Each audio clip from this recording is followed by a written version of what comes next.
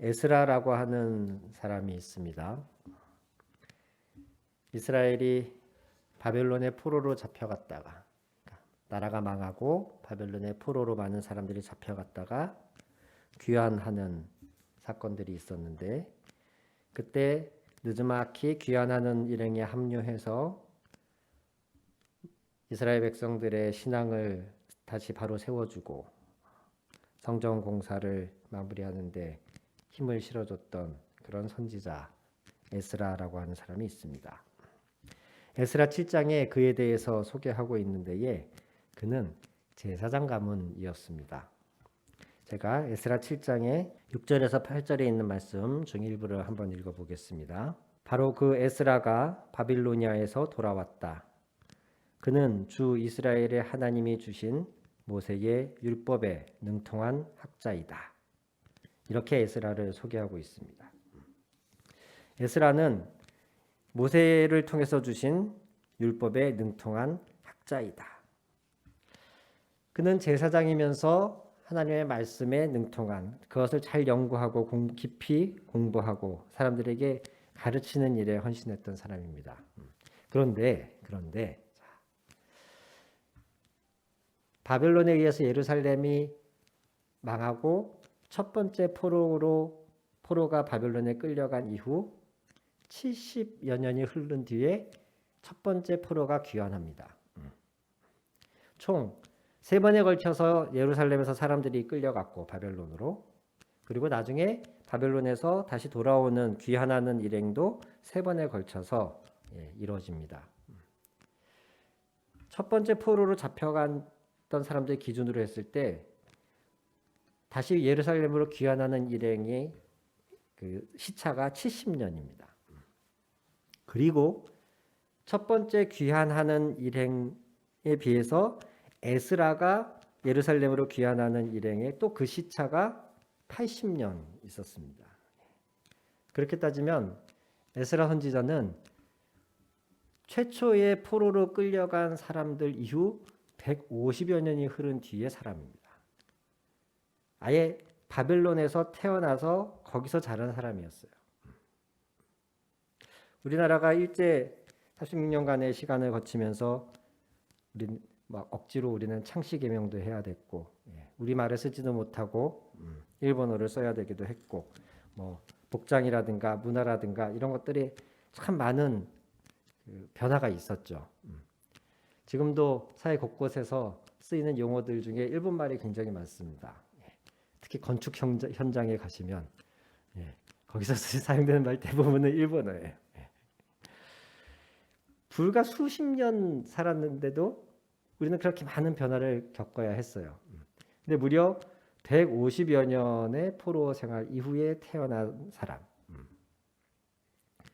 그런 사람이 에스라입니다.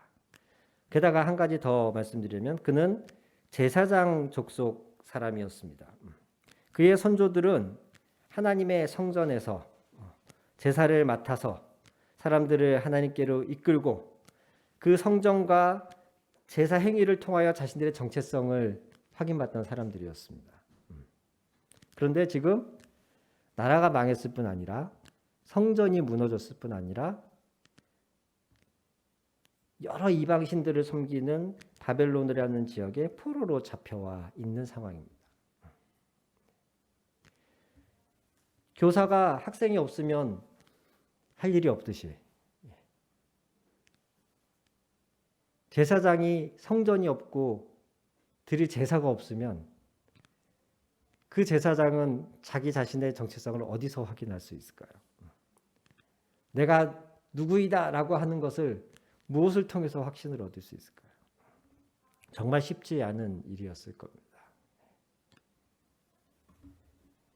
그런데 놀랍게도 그 150여 년의 포로 기간을 통해서 이 에스라의 조상들은 그의 아버지의 그 아버지의 또 그 아버지의 그 아버지들은 자신들이 제사장 족속 제사장이지만 제사를 드릴 수 없는 상황 속에서도 하나님의 말씀을 붙잡고 그 율법을 붙잡고 그것을 깊이 연구하고 그것을 지키고 그것을 가르치는 것으로서 자신들의 정체성을 붙잡았어요.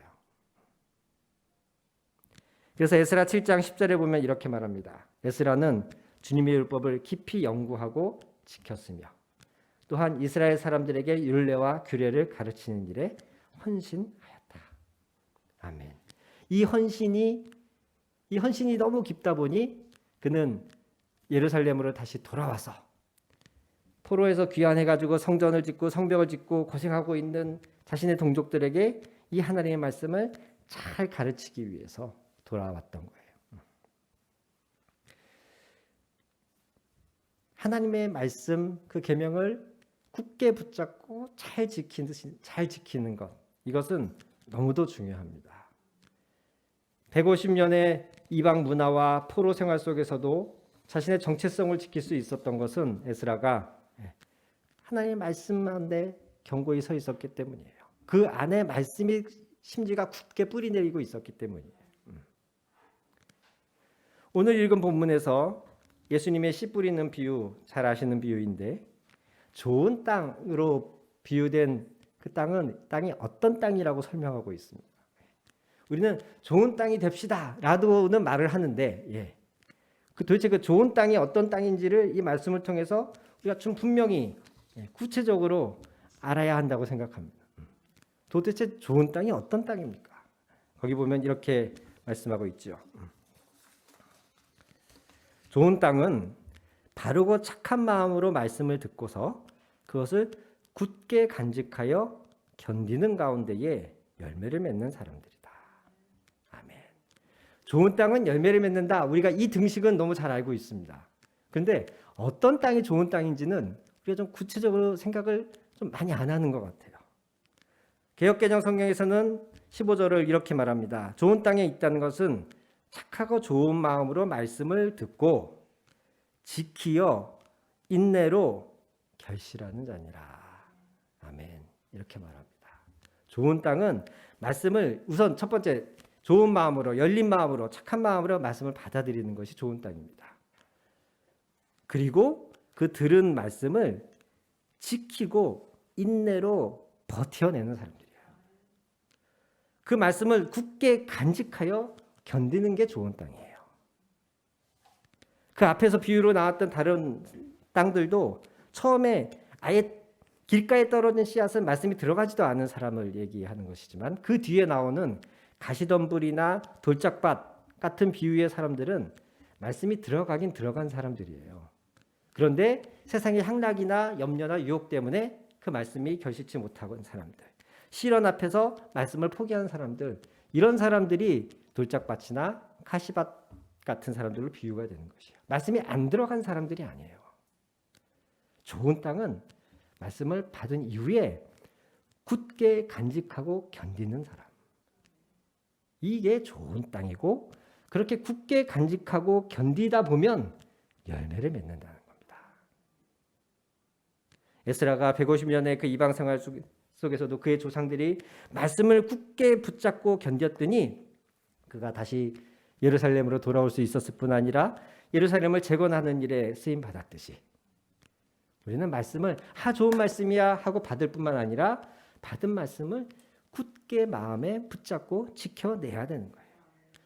예수님이 자신의 가족이 누구인지에 대해서도 이렇게 말씀하셨습니다. 많은 인파가 예수님을 둘러싸고 있을 때 누가복음 8장에 있는데 예수님의 가족들이 마리아나 예수님의 동생들이 예수님께 찾아와서 예수님을 만나고 싶은데 인파가 너무 많아서 접근할 수가 없어요. 그때 누군가 다른 사람을 시켜서 예수님의 가족들이 왔다고 말을 전하게 합니다. 그 말을 들은 예수님이 뭐라고 말씀하십니까? 누가 나의 가족이냐? 누가 나의 가족이냐? 하나님의 말씀을 듣고 행하는 이 사람들이 나의 어머니요 나의 형제들이다. 이렇게 말씀하십니다. 하나님의 말씀을 듣고 행하는 사람들. 그 사람들이야말로 진짜 나의 형제요 가족이다. 예수님 마태복음 7장에서 산상수훈을 5, 6, 7장 마태복음 5, 6, 7장의 산상수훈을 기록하고 있습니다.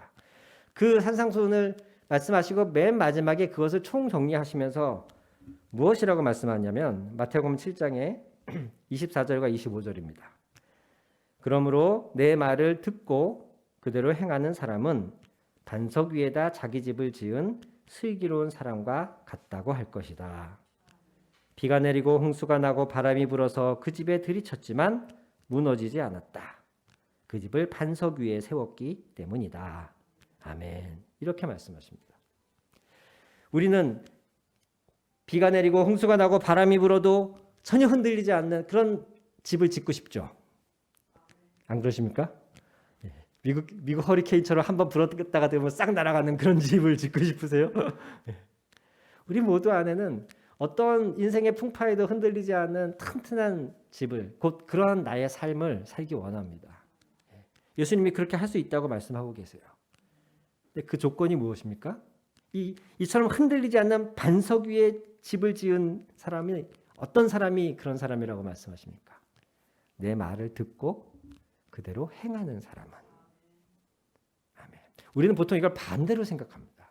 예수님은 예수님 말씀을 잘 듣고 행하면 그 사람의 삶이 튼튼할 것이다 이렇게 말씀하시는데 우리는 이걸 반대로 주님이 내 삶을 좀 안전하게 도와주시고 내가 평안하게 붙잡아 주시고 모든 문제 가운데서 나를 지켜주시면 그러면 내가 주님의 말씀을 잘 행하겠습니다.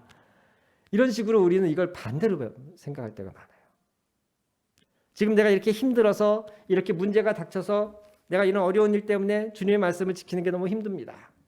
이게 우리에게서 쉽게 나오는 불평이고 하소연이지 않습니까? 근데 예수님은 우리의 그런 생각이 바뀌어야 된다는 거예요. 내가 지키지 않으니 그 말씀을 붙잡고 살지 않으니 내 삶이 흔들린다는 거예요. 내 말을 듣고 그대로 행하는 사람이야말로 반석 위에 집을 지은 것처럼 비가 오고 홍수가 나고 풍랑이 불어도 흔들리지 않는다. 이렇게 말씀하시는 겁니다. 하나님의 말씀을 견고히 붙드는 것. 이것은 너무나 중요합니다. 굳게 지키어 인내하며 그 말씀을 지키는 것. 이게 너무나 중요합니다. 오늘 이 주제로 말씀을 드리는 이유는 구원에 대해서 이야기할 때에 믿음과 행위 이 두 가지 주제는 기독교 역사 안에서 늘 논란이 되어져 그러니까 토론이 되어져 오는 두 주제입니다. 믿음을 너무 강조하다 보면 행위에 대해서 소홀해지죠. 그러니까 마치 무슨 짓을 해도 나 예수님 믿어요 이렇게만 말하면 구원받을 수 있는 것처럼 그렇게 호도하는 경우가 생깁니다. 반대로 행위에 대해서 강조하다 보면 우리를 구원한 게 마치 나 자신인 것처럼 사람들이 착각을 하게 됩니다. 내가 이것도 지켰고 저것도 지켰고 이건 하지 않았고 저건 하지 않았으니까 마땅히 구원받을 만한 존재인 것처럼 우리가 착각을 하게 되는 거죠. 이 두 주제는 항상 균형이 필요하고 이 두 가지가 함께 이야기되어져야 돼요. 마찬가지로 이 사랑과 율법, 계명을 지키는 행위와 사랑 이 두 주제 역시 늘 어떨 때는 논란이 또 어떨 때는 충돌이 있었던 주제입니다. 사랑을 너무 강조하다 보면 마땅히 지켜야 될 선을 넘게 되는 경우가 있어요. 하나님이 나를 사랑하신다. 하나님은 사랑의 하나님이다. 이걸 지나치게 강조하다 보면 하나님 앞에서 버르장머리가 없어집니다. 우리가. 제가 중국 단기 선교를 갔을 때 같이 찬양을 인도하고 하던 중에 우리 이 시간엔 같이 주님 앞에 무릎을 꿇고 기도합시다. 이렇게 인도를 한 적이 있어요.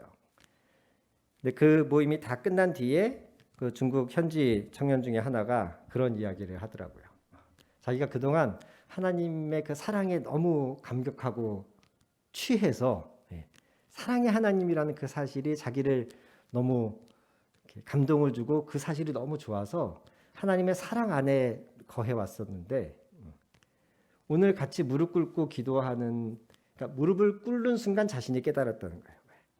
내가 너무 사랑의 하나님만 생각하다 보니까 자기가 마땅히 하나님께 드려야 될 존경과 경외의 표시조차 하지 않고 있었다는 사실을.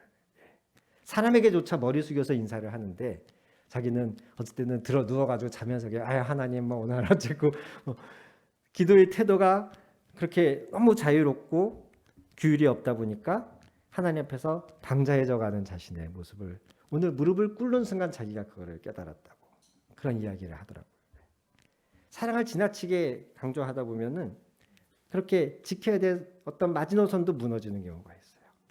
또 반면에 계명을 지나치게 강조하다 보면 마치 예수님이 안식일이 사람을 위해서 있는 것이지 사람이 안식일을 위해서 있는 것이 아니다라고 하셨음에도 불구하고 사람이 안식일을 위해서 존재하게 되는 것처럼 이 안식일을 잘 지키기 위해서 사람이 희생을 해야 되는 것처럼 그렇게 호도가 되는 경우가 또한 발생합니다.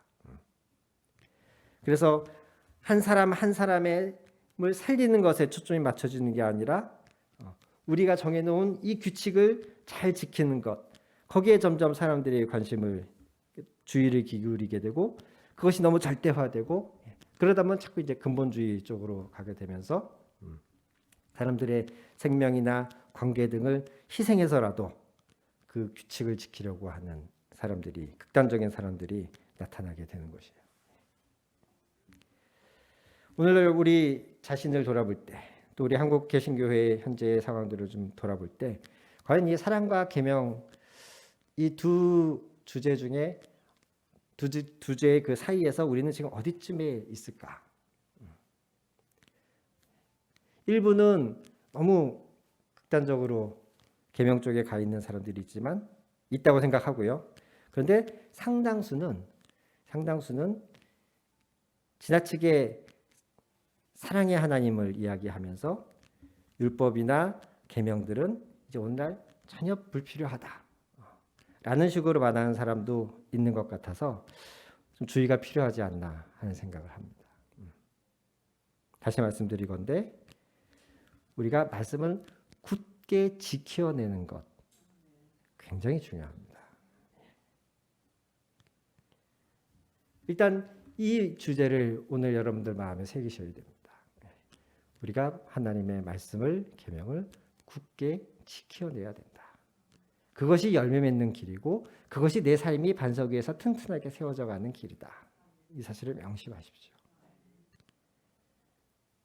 그리고 두 번째로 그러면 이제 우리는 두 번째 질문을 하게 될 수밖에 없어요. 무엇이 오늘날 우리가 굳게 지켜야 될 하나님 말씀이냐? 이건 이제 다음 주에 할 겁니다. 다음 주에. 무엇이 우리가 오늘날 지켜야 될 하나님 말씀이에요. 왜냐하면 과거 우리 한국교회는 주일 성수 이거 굉장히 중요하게 생각했어요. 이 주일 성수의 개념이 지금하고는 또 달랐습니다. 주일날 일하는 직장인들이 쉴 뿐 아니라 가게를 열고 있는 사람들이 가게 문을 닫을 뿐 아니라 무엇이 주일에 필요할지를 미리 생각해서 주일날 돈을 쓰지 않기 위해서 미리 토요일 그 이전에 다 구입을 해놓기도 했었습니다. 내가 주일날 돈을 쓰는 행위는 누군가로부터 장사를 하게 만드는 요인이 된다는 거예요. 그래서 과거에 주일을 철저히 성수하기 위해서는 나만 주일을 지키는 게 아니라 안식하는 게 아니라 다른 사람들도 거기에 동참할 수 있게끔 주일에 크리스찬들은 교인들은 돈도 쓰면 안 된다 그랬었습니다. 주일날 영화를 보러 가요? 꿈도 못 꿨습니다. 그런 개념으로 주일 성수를 말했었어요. 공예배, 새벽예배, 수요예배, 금요기도회, 주일예배, 주일 낮예배, 오후 예배 이런 것들은 반드시 참석해야 되는 모임으로 생각을 했었고 11조와 다양한 헌금들은 말할 것도 없고요. 교회 봉사나 술, 담배 절대 하면 안 되죠. 혼전, 순결, 이혼하면 안 된다, 거짓말하면 안 된다 등등을 우리 과거 한국교회 성도들은 철저하게 지키려고 노력했습니다.